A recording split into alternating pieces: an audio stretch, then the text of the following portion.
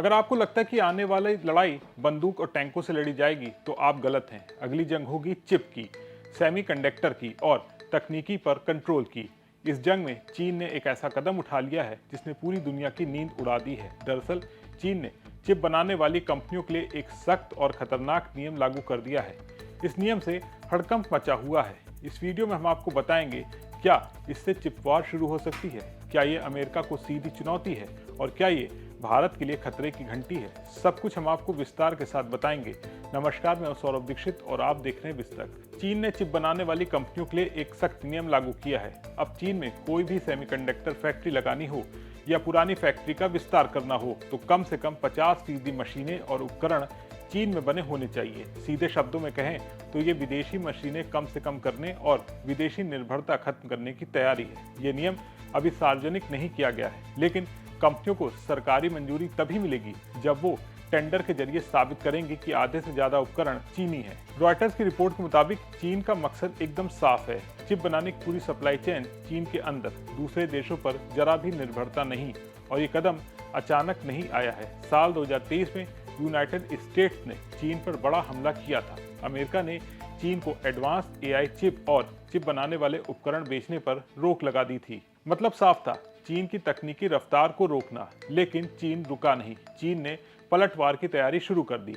अब 50% नियम के बाद हालात और डरावने हो गए हैं। जहां पहले कंपनियां अमेरिका, जापान, दक्षिण कोरिया और यूरोप से मशीनें खरीद रही थी, अब वहां भी चीनी सप्लायर्स को जबरदस्ती चुना जा रहा है। ये सिर्फ नियम नहीं है, ये एक टेक्नोलॉजी युद्ध की घोषणा है। अगर कोई कंपनी 50% नियम को पूरा नहीं कर पाती है तो उसका आवेदन सीधे रद्द किया जा सकता है।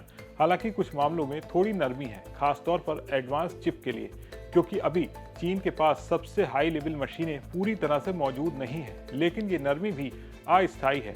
रॉयटर्स में सूत्रों के मुताबिक 50% तो सिर्फ शुरुआती है, लेकिन अक्षरी लक्ष्य 100% चीनी उपकरण है। चीन के राष्ट्रपति शी जिनपिंग पहले कह चुके हैं, चिप निर्माण में आत्मनिर्भरता के लिए पूरे देश को जुटना होगा। इसमें शामिल है हजारों इंजीनियर, वैज्ञानिक, रिसर्च सेंटर और सरकारी पैसा। ये एक राष्ट्रीय मिशन बन चुका है। तो अब सवाल उठता है कि भारत का क्या। भारत भी तेजी से सेमीकंडक्टर की दुनिया में कदम रख रहा है, लेकिन सच्चाई डराने वाली है। भारत अभी भी मशीनें, chemical, wafers Taiwan, America, Japan और दक्षिण कोरिया से मंगाता है। अगर कल को सप्लाई रुकी या वैश्विक तनाव बढ़ा तो भारत की फैक्ट्रियां ठप हो सकती हैं। हालांकि भारत हाथ पर हाथ रखकर नहीं बैठा है। सरकार ने इंडिया सेमीकंडक्टर मिशन की शुरुआत की है। इसका मकसद है भारत में ही चिप बनाना, जरूरी मशीनें और सामग्री को तैयार करना और विदेशी निर्भरता को कम करना।